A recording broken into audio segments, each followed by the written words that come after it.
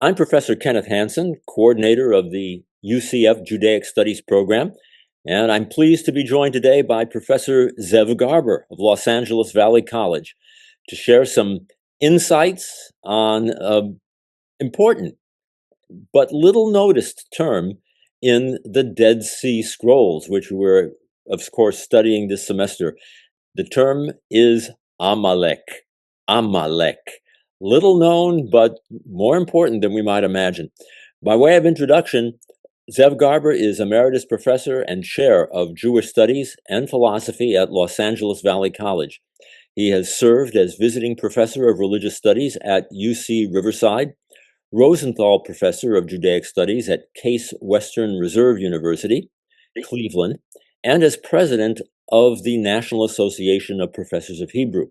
He has presented and authored hundreds of articles and reviews, academic and popular, and his publications include 16 scholarly books, including the title he co-wrote with me, Judaism and Jesus. He and I also co-edited the annotated Passover Haggadah, published in 2021, and an anthology called Teaching the Shoah. And of course, we should mention Maven in Blue Jeans, a festschrift in honor of Zev Garber, published by Purdue Press in 2009. Anyway, as I mentioned, we're talking today about one of the principal enemies of the ancient Israelites, known as Amalek. The term does show up in the Dead Sea Scrolls, but in a way that supercharges the biblical villain really into a full-blown apocalyptic archetype. So here's the breakdown. Amalek is specifically mentioned in the Dead Sea War Scroll, in the commentary or pesher on the book of Habakkuk, in the Thanksgiving hymns, also known as the Hodayot, where there are indirect thematic allusions to Amalek. And in these texts, Amalek isn't just an ancient tribe from the Torah.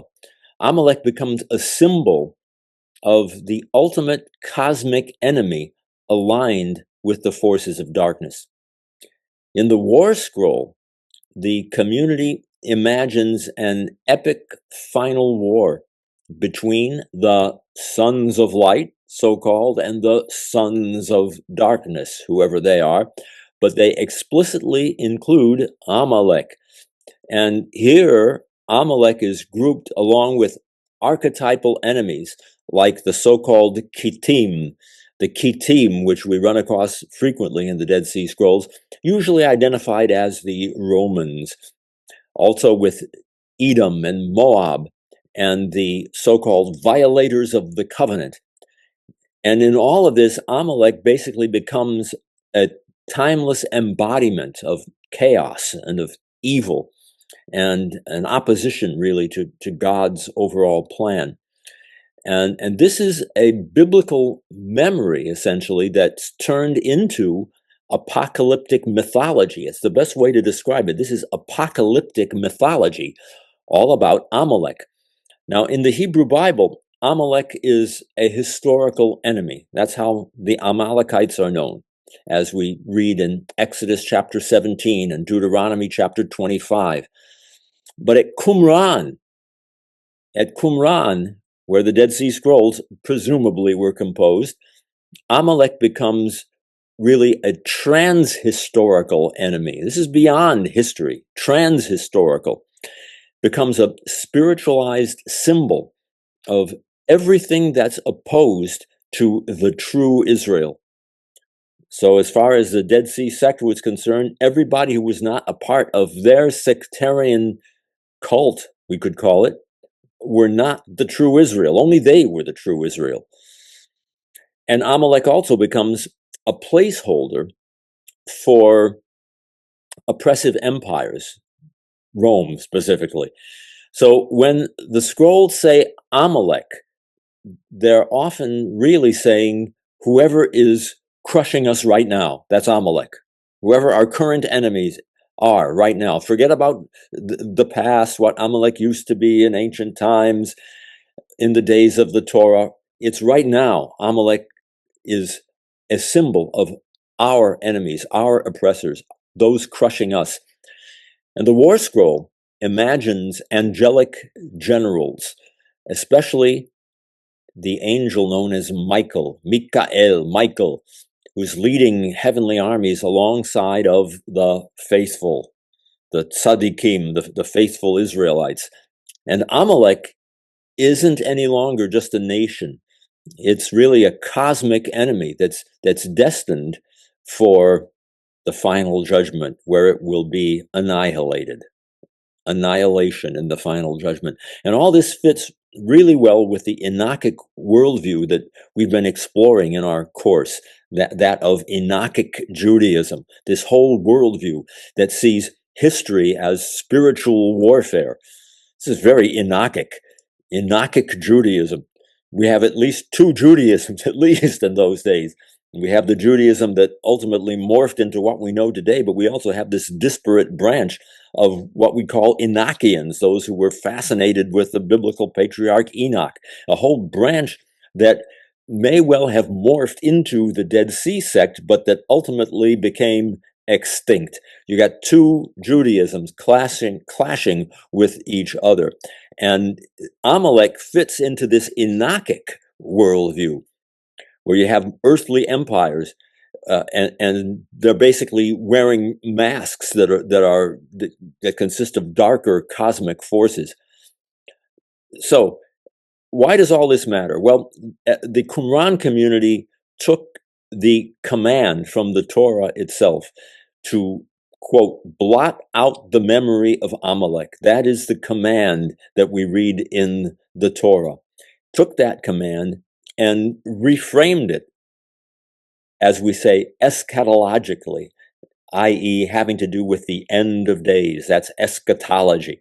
So we took a command from the Torah that was temporal, that was based in time, and it's turned into something related to the end of days, eschatological. That's how the whole term is reframed. It's reframed not as genocide, which you might say that the Hebrew Bible commanded in the total annihilation of the Canaanite population, not that way, certainly not as ancient revenge, but instead as an end-time justice against evil itself. That's how they saw Amalek. So for the Dead Sea sect and the Enochians in general, Amalek becomes a mythic cipher. That's the way we can call it. It's what we can call it, a mythic cipher for tyranny, for corruption, for false priesthood, for violent empires, and for the cosmic powers that lay behind in the background of all these things. So bottom line, at Qumran, Amalek isn't just a tribe from the Torah. It's the ancient name that they give to the dark empire, the evil empire of their own time, Amalek is whoever plays the villain in God's final war. That's the way we can frame it. Whoever plays the villain in God's final war. And with that said, again, I want to introduce with great pleasure and regard my friend and colleague, good friend and colleague, Professor Zev Garber, who's going to continue with our commentary on this term Amalek. All right. First of all, thank you so much again, Ken, for the invitation. And I appreciate your nice summary of the Dead Sea material dealing with the Amalek word. I'm going to take another approach in light of what you just said and speak about Amalek in terms of history rather than eschatology, and speak about a tribal group that is not an empire at all. When we speak of empires in the ancient Near East, the word Babylonia comes to mind, Assyria comes to mind, Babylonian exile, Assyrian exile. Egypt, of course, comes to mind, and other big names, but Amalek is not seen as an empire at all, and yet it is that word Amalek, the tribe of Amalek, a bunch of nomad wanderers, you might say, that basically have this hideous honor of being remembered as symbolic of the final battle, as you said, between the sons of light and sons of darkness, or terms of that nature, found in the Dead Sea material. I'm going to go into a concept which I call historiosophy. Historiosophy is looking at historical events. Questioning whether they're accurate or not is irrelevant. It's a philosophy that comes forth from these events. That's what I mean by historiosophy. The terminology historiosophy also implies the implication of factuals and actuals. Whether something is actually that's a factual. But when something is actually experienced as being factual, that's what's called actual. I think that Torah and rabbinic traditions and people in general basically do not live in a world of factuals, but rather we live in a world of actuals, something that happens and somehow giving an interpretation to what has happened, and that's how we thrive with life and with death issues. The word Amalek is a classic example of it. To begin with, where is Amalek first mentioned? He is mentioned, I'm using the gender of the heap. He is mentioned for the first time in Genesis chapter 36, where I have the genealogy of Edom, or the genealogy of Esau, who's the same as Edom. Looking at Genesis 36, sentence number 1, I read from the Torah itself. These are the generations of Esau, and then it says right away the same as Edom. Edom is a tribe that comes later in history, if one wants to see this as a chronological statement of genealogy. And yet Esau, said to be the older brother of Jacob, is mentioned first, and then the identification, Esau equals Edom. May this not be an example of a factual and actual. Esau is the factuality of the twin brother of Jacob, the one who deserved to get the blessings from his father Isaac, but was passed over by intervention by the mother Rebecca. And so you have Esau terribly disturbed and distressed, as he should be the recipient of the father's first blessings, but was passed over to the younger brother. In other words, there's a reason for anger that's found in Esau as one sees these type of origins. But Esau is not stressed. It says the same as Edom. Edom is eventually mentioned, and Edom becomes associated with such civilizations as Rome, which is mentioned by Ken's introduction, and Rome eventually comes identified with the church. And before you know it, you have history somehow synchronistically mentioned with the very term of Edom and Esau, suggesting, if you wish, siblings, but siblings who are disturbed because they are siblings, and one believing the curse of the blessing has been distorted. As I take a look at the genealogy that I have here of Esau, etc., we are mentioned that Esau and Edom is repeated a number of times, and we're told that Esau has sons, and one of his sons is called Eliphaz, and Eliphaz eventually has children from a concubine, who bears a child. Among the children is a child by the name of Amalek. And that's where you get the terminology of Eliphaz, a father of Amalek. If Eliphaz is one of the children of Esau, then Amalek is the third generation removed from Esau. So try to put it all together. Esau, who is also called Edom, Edom, who later is called Rome, somehow there's a connection with the word Amalek, and Amalek is somehow connected. Simply put, from a factual point of view, Amalek, the eternal enemy, is distantly, if not more close, related to a group that he is the victimizer of, namely the Israelites. This is how strange the story of Amalek begins. We're not told anything about Amalek disturbing Israel. That comes later in the Torah. Ken, you mentioned Exodus chapter 17. To my knowledge, that's the first time we actually see Amalek in action, and the actual reason why Amalek seems to stand out in Jewish tradition. He's not mentioned of that nature in Genesis at all. But the story of Amalek in Exodus chapter 17 seems to clarify why Amalek plays that notorious role of being remembered and never to forget. So how do we explain that? Jewish tradition sees history as a story that has neither a beginning nor end. What happened then happens now. What happens now happened already then. And that's going to bring us up to the current situation in the Middle East, in reference to Amalek as well. But before we even get that far, in Exodus chapter 17, we're told that Amalek attacks the Israelites after they leave Egypt, you might say. And we're told how Moses is able to somehow withstand the slaughter of the Amalekites with the help of his brother Aaron, and also with a fellow by the name of Hur. As Moses raises his hands, the battle against Amalek is successful. As Moses' hands are now tired after holding him up, those hands go down and the battle goes against the Israelites. And so you have two assistants that help the hands of Moses stay up, and you have Joshua and the company of Israel basically defeating the Amalekites. So it is mentioned in Exodus chapter 17. I find it interesting that Moses himself directly does not fight Amalek. Moses is assistant. Moses becomes the symbol. Moses with his hands raised up. Is that Moses' way of imposing God or inviting God into something that is nothing more than a terrestrial type of battle? I don't know.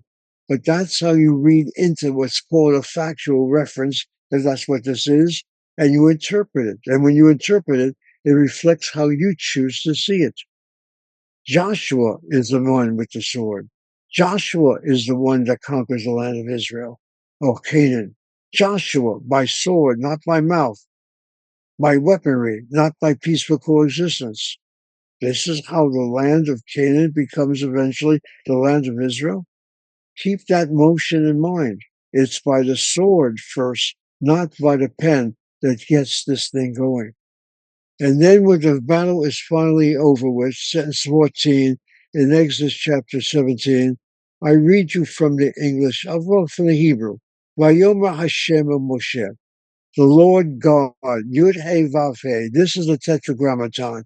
This is the personal name of the God of Israel. There are other gods recognized in the Torah, other gods for other peoples. But for Israel, its God is the Yud He Vav He. A God who's asked, what is your name? I shall be that I shall be. A God who's not defined by a personal present moment, such as the battle that took place in Exodus 17. I shall be that I shall be, suggesting yet events to happen affecting Israel. That is how the Yud He Vav He, the Yahweh word, will be fully understood through the experience of a people called Israel, seen in the Bible as God's chosen people to demonstrate who he truly is. All these are little events that need to be put together. When you have God speaks to Moses, that's authoritative language, in which God says to Moses, write down, Ketov and Zikaron, write this memory, what happened just now, with Zikaron, with Sefer, write it down in a book. The Symbioznei Yoshua, and place it in the ears of Joshua. In English, I will read.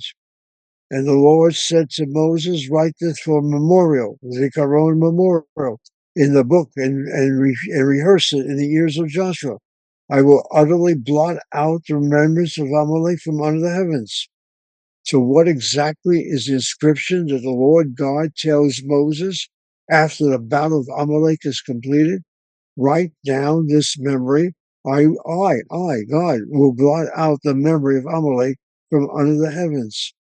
And because of that instruction, we're then told that Moses basically builds an altar and calls the name of this altar, Vayikra Shemo Adonai Nisi. God has tested me. God has been my miracle. God has what? The word nes means miracle, means unusual event. In English translation in front of me, I don't even attempt to translate. It says here Adonai Nisi in transliteration. Has a footnote, the Lord is my banner. The word nes, a flag, I guess a banner. That's what this altar is called. And we're then told the reason for it is, Vayomer, ki yad al kes Hadonai, milchama Adonai ba'amalek midor lador. In translation, the hand upon the throne of the Lord. The Lord will have war with Amalek from generation to generation. It does not speak of the end of the war with Amalek in Exodus 17. It will be a war against Amalek from generation to generation to generation to generation. The Lord will have war. Do you understand the incredible factuality of a battle that's a battle in the terrains of the wilderness of a desert? Is now become an eternal type of memory that never ends? Do you understand that the so-called battle is because of Kesha? That Amalek, or whatever that symbol represents, is a battle against the throne of the Lord? Do you also understand some Hebrew here? It says case, not kisei. Kisei is the full spelling of that word. That word throne is missing its last letter. And that word Lord is spelled with 2 letters and not with the 4-letter tetragrammaton, as if to imply Amalek is a symbol of continuous evil that knows no end and chips away slowly but surely, generation after generation after generation after generation, the fullness of the throne of God. It's got to end. Otherwise, there will be no more Kisei, Adonai, or Yah. What are you talking about? Evil can do this to God's presence. Evil can do this to God's presence. Why can't God not stop this? Because God made a covenant a long time ago, and said to mankind, your job is made in my image. Eliminate evil. You try, but you don't succeed. Remember what you need to do. I hate to think of the eschatology that Ken is referring to. If man cannot succeed in that particular bidding, do you want the Almighty God to finally break his promise and come into the world domain and end evil?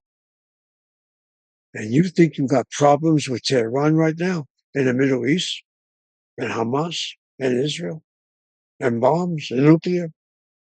God snapping his finger. This world is finished. You don't want that to happen. Do something, man.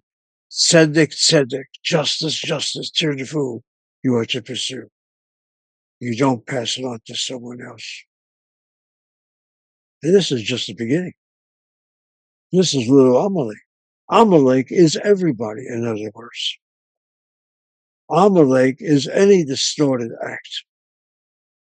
Amalek does not permit you to say, I'm not involved, I don't get involved. Adarabba. On the contrary, you get involved. And then you have Deuteronomy chapter 25, which is so relevant because it was read in every synagogue on the Sabbath before Purim. On a holiday called Purim, which is the most recent holiday Jews observed, and soon to observe the holiday of Passover, and we'll go into these 2 combinations in a second. But on that Sabbath, a couple of Sabbaths ago, there was a reading known as Zachor, in which you have a special Sefer Torah taken out of the Ark of the synagogues, in which there's a reading of a paragraph from Deuteronomy chapter 25. Deuteronomy chapter 25 gets the Sabbath name of Zachor because what you read from Deuteronomy chapter 25, as I try to find it right now, are words that begin, Zachor mashasal Amalek. Remember what Amalek did to you. I'm reading sentence number 17, Deuteronomy, Devarim, chapter 25. Zachor et asher asalach Amalek. Remember what Amalek did to you by derech b'tzedechem Mitzrayim, on your way out, on your exodus from the way coming out of Egypt. Asher karacha b'derech, he met you on the road. Vaysanep lacha kohanecha shalim acharecha ata ayef v'yagea v'lo yarei Elohim. The translation in English, how he met you on the way and smote the hindmost of you, all that were feeble in the rear when you were faint and weary, and by such an act of that nature, he feared not God. These words are much more multiple in meaning. To begin with, the word remember is not the imperative command, remember. That's zichor. The vocalization of the Hebrew of that word zachor is what's called an absolute infinitive. Zachor is we choose to remember. It's God commanding, but the commanded is willing to command. It's an absolute infinitive. Examples of that are your 10 Commandments. The Sabbath day, which is going to commence in the next 48 hours, I guess. Zachor Yom HaShabbat, remember the Sabbath day, is one version. Shamor Yom HaShabbat, observe the Sabbath day, is another version. God Almighty speaks in two tongues, it seems. B'dud bur echad, in one voice, God says Shamor and Zachor. But the vocalization is we choose to remember, we choose to observe, which implies we don't need the divine voice to remember and to observe. And how much more so? If we choose to do so, then why are we not doing so? It's one thing if we do choose not to, then we're told to do so. It's one thing when we agree to do so and we choose not to do so, how much worse is the penalty, or should be? Attacking the rear. That's the problem with Amalek. Amalek is a symbol that doesn't attack the front. Amalek goes for the weak, the enfeebled, the women, the pregnant. And let me also add, it says here, those who left Egypt, the enfeebled on their way. Let me make sure you have that phraseology down. You remember what Amalek did to you, by the way, when you came out of Egypt? The rear of the Israelites that came out of Egypt included non-Israelites, Judeans. I'll use that term, Jews. They included the Erev, the mixed multitude. The mixed multitude are the Gentiles today who identify with and by choice choose to become Jews. Amalek attacked the weak and the potential Erev. He doesn't attack me. Do you now see another problem with Amalek? They don't go after the strong ones, they go after the weak ones, the confused ones, the children. And then this chapter 25 of Amalek has the Zachor, remember. And then it continues and says the following words. Therefore, it shall be when the Lord your God, it says the Lord your God, that's Hashem, your God, Israel, not the God of other peoples. When the Lord your God has given you rest from all your enemies round about in the land which the Lord your God has given you for inheritance to possess it, you shall blot out the remembrance of Amalek from under the heavens. You shall not forget. You shall blot out. That's the second command. Lo tishkach. You're not to forget. That's the third command. There are three commandments in 3 sentences or 2 sentences of Deuteronomy 25.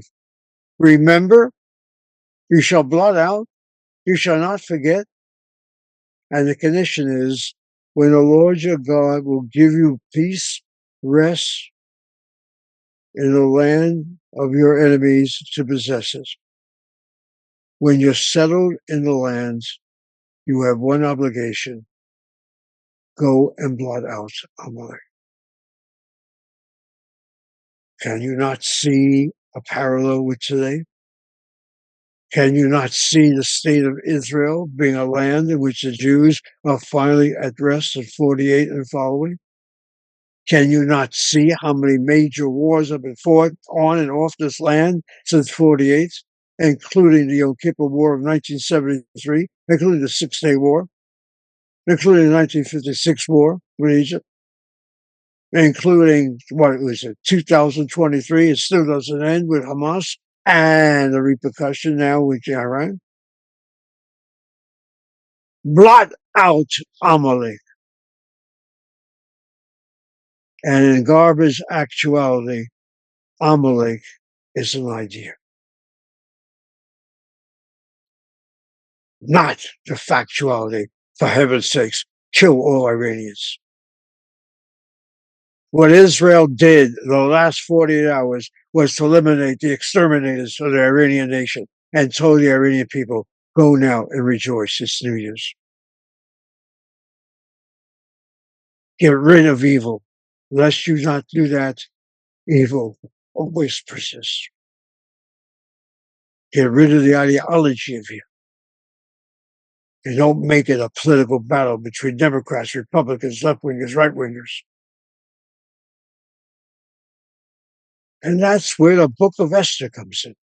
Well, before we even get to the book of Esther, you got Amalek mentioned in 1 Samuel chapter 15, in which was the first king of Israel by the name of Saul, who's being told by the prophet who anoints him into office by the name of Samuel. And Samuel is Shmuel, one who listens to El, one who listens to God. That's the origin of the word Samuel.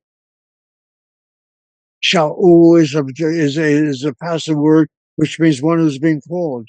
Shaul, Saul, one who's being called first monarch of Israel. 1020 to 965 is said to be his historical period before the Common Era. Wipe out the Amalekites. And he does a damn good battle, according to 1 Samuel 14 and 1 Samuel 15, except he keeps alive the king of Amalek, of the Amalekites, by the name of Agag. He violated the complete commission, all of the Amalekites, all of them, women, children, whatever. Again, is this not genocide? I think Ken Hansen gave you a response to what genocide is. Genocide is a term that doesn't even exist until 1982. Sorry, 1942. And it dealt with the Jews. And now, who the hell is using these words? Enemies of Jews. And who are the genocidists? The Jews are. See what happens in one little generation? And let me play upon an English word. Do you know what I'm talking about? 48 hours ago, less than that, 24 hours ago, in my Hebrew class at a 2-year community college, which I started in 1970, still continue to teach a class. I wrote the word yada on the board, which means knowledge, intimate knowledge. I translated that word as know. And in all my 85 years, I never saw the word. The word know, K-N-O-W, the heart of the word know is the word no. What? Hear your English. No. Could either be the negative, no, N-O, or knowledge, no. And when you say you know something, the thing is known, think of the spelling of known. K-N-O-W-N. Sorry. The word now. N-O-W. Reverse the order. W-O-N. How do you win the moment now? It's not the way it's spelled, it's reversed. But in the middle of that word, again, is that root N-O. What are you saying, Garber? I'm saying don't be so sure that you know what the hell you think knowledge is. Don't be so merciful. Amalek never dies. And because the time is running, let me jump ahead now. The book of Esther. This is a class in Dead Sea Scrolls. Dead Sea The Scrolls. book of Esther is missing. That's right. It's missing. The book of Esther is the book that's read on the holiday of Purim. And on the Sabbath, the Shabbat before Purim, we read the Sachor and we read Timchet. We read remember, we read blot out. Remember, we read Lo Tishkach. Don't forget. The book of Esther does not have the name Yud He Vav He. The book of Esther has Mordechai, probably the name Marduk, has the name of Hadassah, literally changed to Esther, probably Astarte. The book of Esther has nothing to do with the land of Israel. The book of Esther has to do with diaspora, called Persia. What are you talking about, Garber? I'm talking about off the lands, where you have that memory of Amalek. I'm also adding rabbinic tradition now. In the days of the Messianic peacefulness, where swords are to plowshares, spears are to pruning hook, the book of the Bible, which lacks the name of Yud He Vav He, the Tetragrammaton, is a necessary reading. And now the problem. Where is God in the book of Esther? Because most Jews, if they feel that the book of Esther is religious, will probably not be bothered with it. God is absent. By saying that, the book is now relevant to everybody. The book also has Mordecai doing something which is necessary, getting rid of the evildoer Haman, who's mentioned to be a descendant of Hamadatta, who's called the Agagite. I find it also interesting from a Jewish perspective. Saul, if you look at his pedigree, found in 1 Samuel chapter 14, the father of Saul, his name is Kish. If you look at the pedigree of Mordecai, he goes back to a great-grandfather by the name of Kish. Saul did not do the obligation. He did 9/10 of it, but not complete. Mordecai did. So the point I'm making, both have the pedigree of Kish. One fulfills what needs to be done, one does not. All are made in the image of God. Most of us don't do what we're expected to do. Only a few of us do. Let that be the lesson. Amalek in a messianic age is because a messianic age does not guarantee serenity and peace for all. You want evil to be destroyed, then take that EVIL and turn it around, and you'll have LIVE. Live life. Exterminate Amalek. He's everywhere. Live Start life. with yourself. Live Start life. with yourself. Amazing.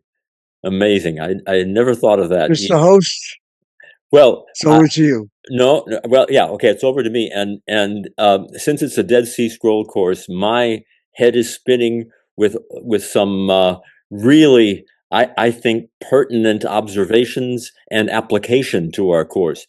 Okay, what I do always when I teach is to stress issues, things that might be debated. What scholar A says versus scholar B, what various conflicts are in studying the text itself. All right. So I'm thinking in terms of the Dead Sea Scrolls in comparison and contrast with traditional, quote unquote, traditional Jewish rabbinic thought. And I'm thinking particularly of the commentaries, the Dead Sea commentaries. For example, Pesher, the Dead Sea term for commentary, Pesher Havkuk, the commentary on the book of Habakkuk. Well, okay, we know the factual. We know that Habakkuk was written about the time of the Babylonian conquest of the land of Israel. And the prophet is responding to that in great anguish and agony, and trying to find some messages and lessons that will enable us to get through this, and as Jews to even thrive and come out on the other end. But the Dead Sea sect takes this book and turns it entirely, line upon line, into a commentary on their own day and age. Now, it's similar to rabbinic commentary inasmuch as it takes a line from the biblical text, a line from the prophet, and then now here's what it means. It has a running commentary on that. Then it quotes another line from Habakkuk, and now here's what it means. Another commentary, applying it to our own day and age. Similarity with rabbinic literature. But what's the difference? What's the contrast? That the Dead Sea sect does something absolutely radical with it. It says that, okay, even the actual has not to do with Babylonia. It's all about the factual, or the factual rather, has not to do with Babylonian. The actual has to do with us. And what the prophet is really talking about is our plight under Rome. Forget Babylon. It's all about the Kittim, which we assume means the Romans. So normally we look at this and say, this is incredibly different. This is a radical kind of interpretation that the Dead Sea sect is embarking on here, that we would never do rabbinically. But now, as you're explaining this, I'm thinking, well, wait a second. What about Amalek? When it says Lador Vador, okay, so isn't rabbinic Judaism, traditional Judaism, giving an allowance to do exactly this sort of thing? To say that, okay, on the factual level, it's historical battles going on. But on the actual level, this applies generation to generation, down to the current geopolitical situation. So I'm thinking maybe this is not at all dissimilar from what the Dead Sea sect is doing, as radical and as out there as they're considered when we look at them academically. This is a crazy wacko group who believed the end of the world was any day. And so they secluded themselves from the rest of society and went off along the shore of the Dead Sea to build a commune there and wait for the end, all the while imagining that the prophecies apply to us. This is considered wacko, and it's just as well that they vanished as a sect in history. But on the other hand, maybe there's more commonality than we might imagine. So immediately we have what I call an academic issue. And I ask all my students to produce a list of issues that could be debated each way, because in the final analysis, it's the questions like this that remain with us, not memorizing a series of information that our professor gives us and we spit them out on the test. It's things that we can go either way on and keep us up all night. So suddenly I've got an issue in my own head and I don't know how to answer it. Well, let me just answer what you're saying. The question of of Purim happening the way it has this year, and what's the result for following Purim, which is going on in Tehran and Iran right now. There's so many parallels I can make reference to. But let's assume, how do you deal with the enemy? According to our own Bible, the Book of Chronicles, for example, has the elimination by sword. Joshua basically using a sword. Samuel basically has Agag, that's his name, the king of the Amalekites that Saul could not kill. According to 1 Samuel 15, Samuel himself takes sword in hand. As your mother made children, as you made mothers childless, so would your mother be now childless, as the words placed on the mouth of Samuel, and he hacks the kings to death, etc. Today, how do you get rid of your enemy? This is going to shock everybody. If the enemy is the Nazi German, and the Nazi German is exterminated, one way you would like to see is a court trial and basically execution at the end. But there are many German Nazis who basically have ideologies that somehow are consumed by conversion into Judaism. It is not a rare episode of Jews by choice, let's use that language, whose pedigree includes some of the high officialdom of Nazism. Does that mean you don't basically permit them to enter? You have accomplished the job. You have exterminated, quote, that memory. And one thing, Ken, you and I know very well, particularly in your situation, is that when one chooses Judaism, you are not, absolutely not, expected to remember that which was the past. If you choose to, that's your job. That's your decision. But a fellow member of the tribe does not recall, well, you were once this, you were once that, and that. You don't bring back that type of memory. It's a question of memory, and memory has a soft link to it, which causes you to repeat something or to be curious about something. Yeah. Or take, for example, the current. Those are practical lessons, and they're beautiful that you're bringing from Well, the that's text what I itself. get from. That's what I get from Amalek. But wait a second. My question is it therefore appropriate to look at Iran and call them Amalek today? And if we do, are we not doing exactly what the Dead Sea sect did? I would say the exterminators among the Iranian leadership or any other group that you want to talk to can qualify as those that have to be disqualified, which might explain why Israel is on record with America's help, I presume, of eliminating one leader after another after another. So it's okay to call them Amalek, right? Well, if one wants to use biblical language, then an Amalekite has been killed. I have not seen that word Amalek at all, Right. because I think, well, this is the whole point. The word Amalek, in my opinion, should be used. People don't use that word in media, which implies that Amalek is a dead issue. Who knows about Amalek? Thanks to your video right now, people now know that word Amalek. That's right. And Amalek is a term I guess you can use, because who the hell is an Amalekite? If you're angry with your neighbor and get angry at him, oh, he's an Amalekite, so I'm going to get angry at him. I don't know if people even use that term. How much more so when you read about Israel and Chronicles eliminate the Amalekites and even absorb them into the tribe? This is probably the total elimination of the enemy. Absorb them into your own existence. And let's move it over to the Quran. The Quran has very powerful Quranic verses that deal with the Jew, that deal with the Jew, that deal with the Jew, and they use the word Jew.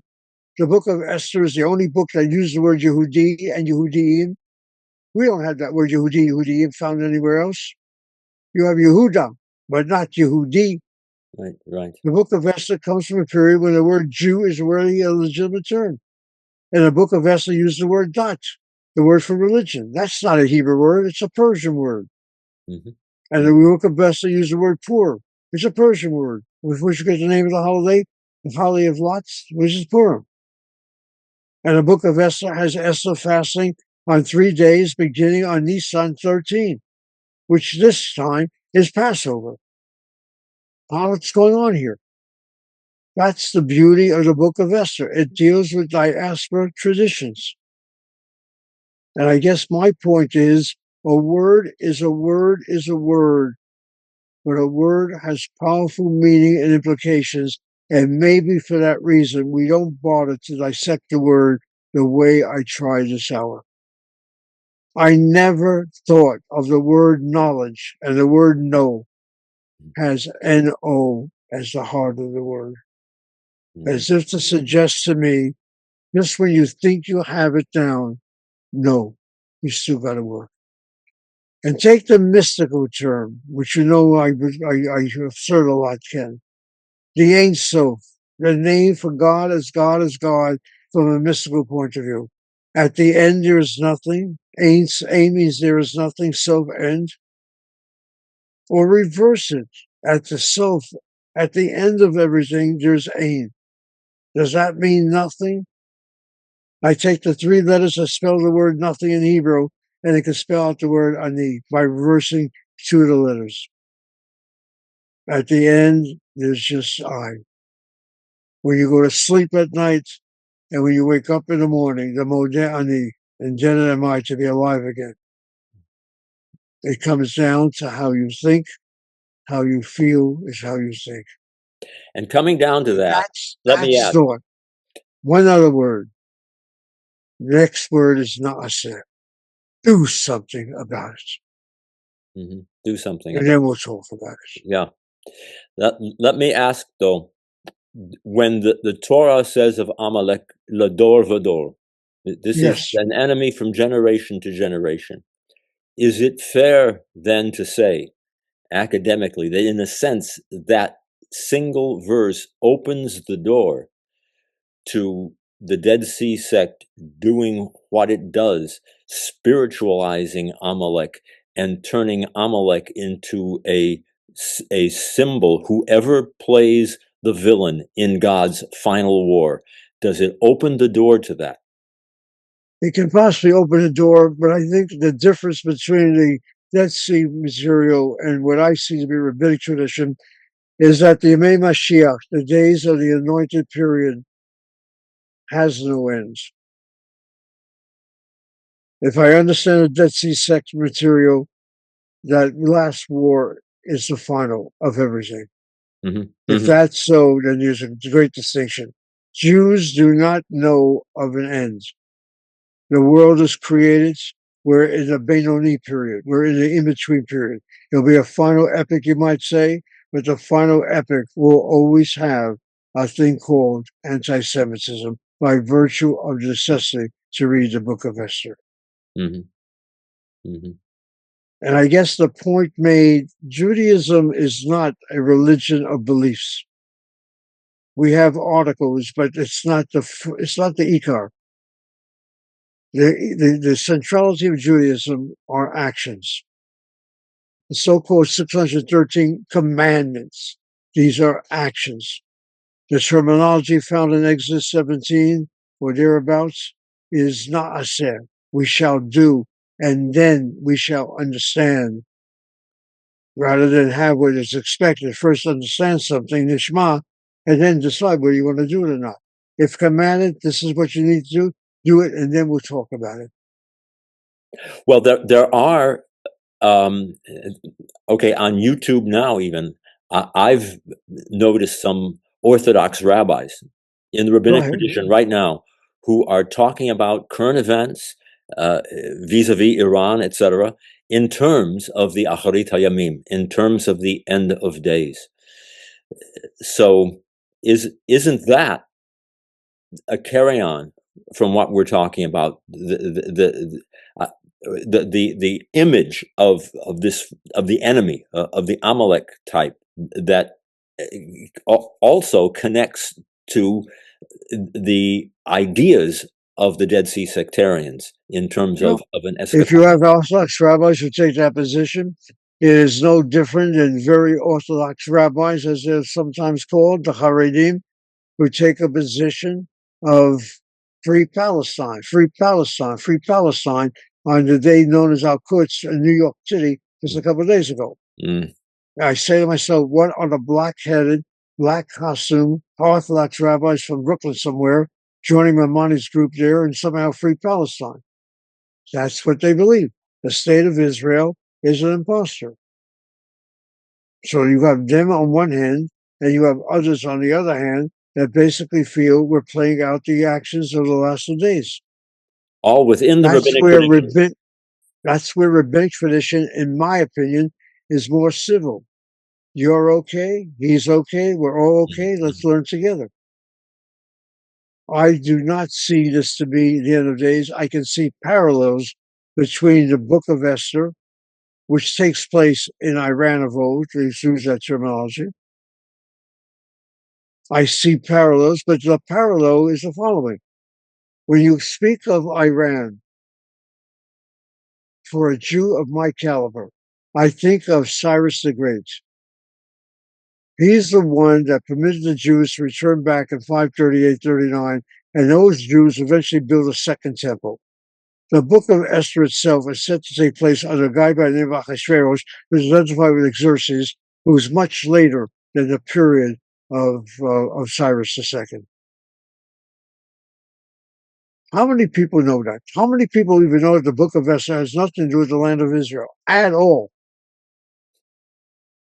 And then at the end of the book of Esther, you have mityahadim, you have Gentiles upon Gentiles, thousands of them converting to Judaism. On what grounds? By the power of Mordecai and Esther? Are we aware of Christians in this world right now? If I see the notion of Esau, Eliphaz, Amalek, Rome, medieval church, and now 10 million at least, on July 4th of 2026, are going to march to Washington. They're going to carry the American flag. If they don't, they'll be spatted on by me. They'll have the Israeli flag, and they identify themselves. We are Christian Zionists. And what are you going to say about it? Your American ambassador to Israel is a Baptist pastor who is a Christian Zionist.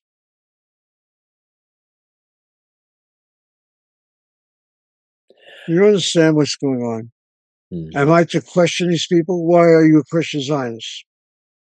Is it because without the Jews' return to the land, the Lord Jesus does not have a second return? Is that the reason why? And if that's the reason why, do I object to them being called Christian Zionists? No. In the same token, I have these Christians in my classroom. And once they hear about kosher, they keep kosher. We're going to keep on, they wear keep on. I say, what are you doing? We're following Rabbi Jesus. All of a sudden, I'm saying, I'm Rabbi Jesus? No, you're not. But that's what Jesus would have done. And then the question that will shock everybody that's listening right now. Are you not concerned that you're going to cross over to Judaism? And the response seems to be, do you have a problem with that? Meaning me? Frankly, I do. Stay a Christian. Mm-hmm.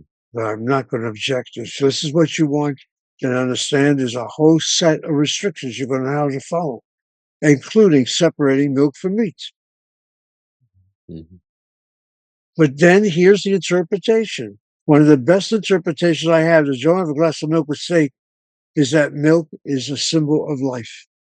Mm-hmm. Mm-hmm. You kill that cow, you understand this, to get that steak.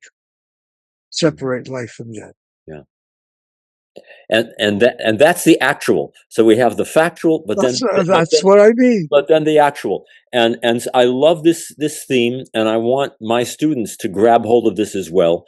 Of course, we've got some papers due at the end of the semester, and I would love to see some of our students to really dig into this, because it is so much a part of the Dead Sea mentality of taking the factual of what was recorded in the Torah, but then actualizing it in their own interpretation, in their own interpretive schema. And then the question becomes, and the issue becomes, to what extent is this similar to what rabbinic tradition did and has done through the ages, or in serious conflict with it? And as always, we can take either side, but standing neutral and straddling the fence in my class is not allowed. Take a position, take an argument, and shout it at me. Thank you so much, Professor Garber. This has been amazing, stimulating, as always. We look forward to hearing from you again, to doing this sort of thing again, which is available not only to my students, but to the YouTube community, to the world out there. We're creating a legacy, as it were, and I want to see it continue. Again, thank you so very much. And warm shalom from the University of Central Florida. Well, the shalom is one thing, but playing upon that word no, my dear friend Ken, reverse the order, and you have the word on. Kadima. Kadima. Kadima. Okay. Bye-bye, everybody. Bye-bye. Thank you again.